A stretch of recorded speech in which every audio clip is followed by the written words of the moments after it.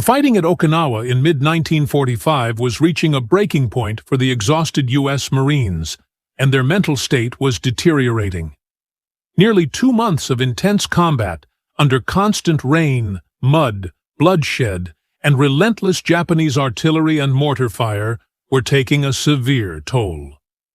20-year-old Marine Private Eugene Sledge watched as Japanese soldiers, when cornered and out of options, launched desperate kamikaze charges with swords drawn. At the same time, Sledge witnessed his fellow Marines beginning to adopt the same brutal tactics used by the Japanese, losing pieces of their humanity with each advance. Still, the battle pressed on, as the outcome of the war hinged on it. The iconic image of the Marines raising the flag on Mount Suribachi had lifted American spirits, and the military used this momentum. When the U.S. Marines secured Iwo Jima on March 16, 1945, Admiral Raymond Spruance, commander of the Fifth Fleet, was already on his way to the Ryukyu Islands. His task was formidable: organize the largest amphibious assault force of the war to seize Okinawa, the last barrier between the Allied forces and mainland Japan. The brutal island-hopping campaign in the Pacific was nearing its final phase, and Spruance had to assemble all available naval strength. Expecting fierce Japanese resistance both on land and at sea, he coordinated a force of over 350,000 naval personnel and 1,600 ships. Capturing Okinawa was given the codename Operation Iceberg.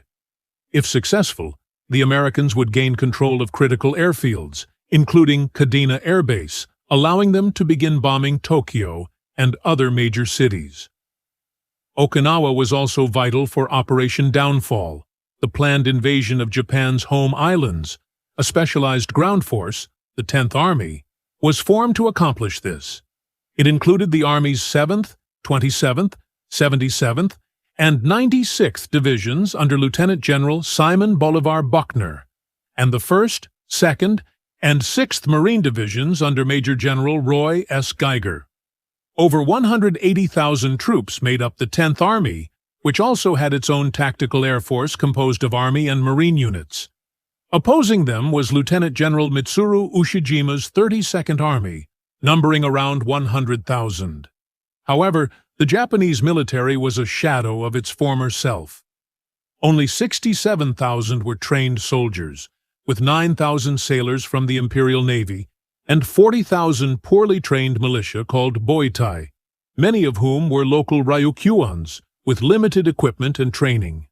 The Japanese also conscripted over 1,800 boys aged 14 to 18 through propaganda that painted the Americans as merciless invaders.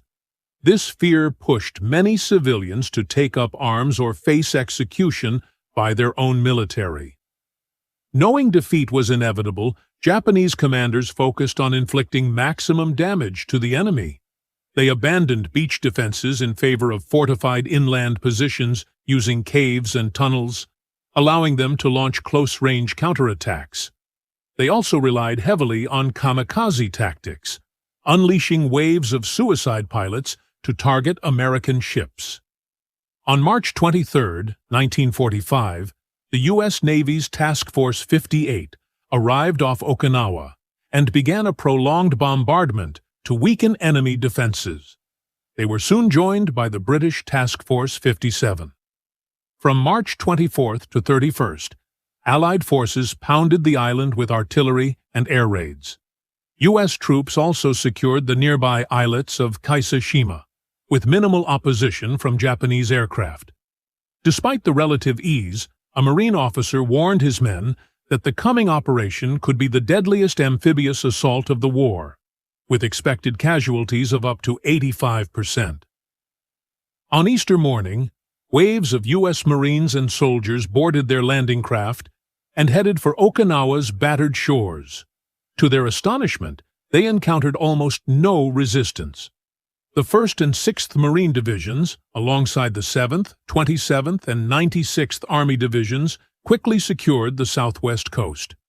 By day's end, over 75,000 troops had established a strong foothold in what was expected to be a 3-day battle. Renowned journalist Ernie Pyle wrote that the bloodshed typically associated with such landings was surprisingly absent.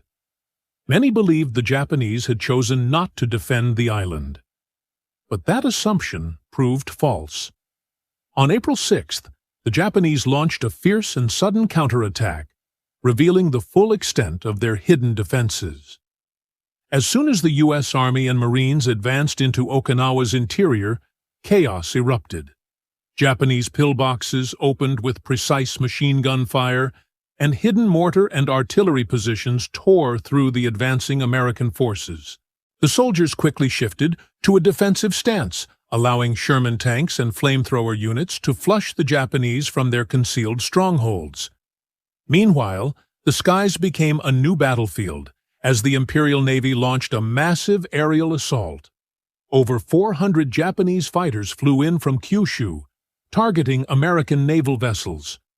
Rather than flying conventional bombing runs, the Kamikaze pilots dove directly into ships, sacrificing themselves in a desperate attempt to halt the Allied advance.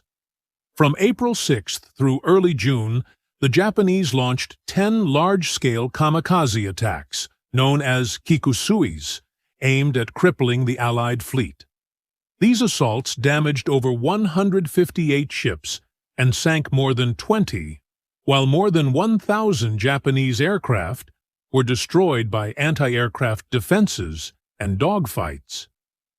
Vice Admiral C.R. Brown described the terrifying experience of watching these suicide attacks, noting the surreal horror as observers watched each kamikaze dive with a sense of helpless detachment. In a bold move, the Imperial Navy initiated Operation 10 Go, a last-ditch offensive involving 10 warships, including the colossal battleship Yamato, the largest and most powerful ever built. As Admiral Seiichi Ito's fleet approached Okinawa, it was spotted by American submarines. A swift aerial response followed. Around 300 U.S. Navy planes engaged the fleet, sinking the Yamato and 4 destroyers in under 3 hours. Admiral Ito and 3,600 sailors perished in the battle. On the ground, conditions were equally harrowing. Just over a month into the campaign, ground fighting had devolved into a brutal ordeal. Torrential rain kept soldiers drenched and living in mud-filled foxholes.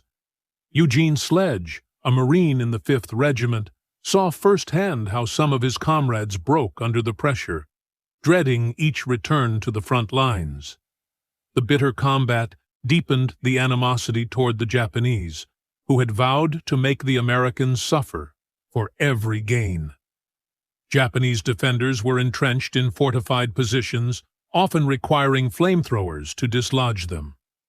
Close-quarter combat was constant, and those not killed by bullets or grenades often perished in flames. As American forces pushed deeper into Okinawa, the resistance became more determined. On April 21st, the Army captured Aishima. That same day, war correspondent Ernie Pyle was killed by machine gun fire while riding in a jeep with an Army officer. His death was a blow to morale, but troops pressed forward.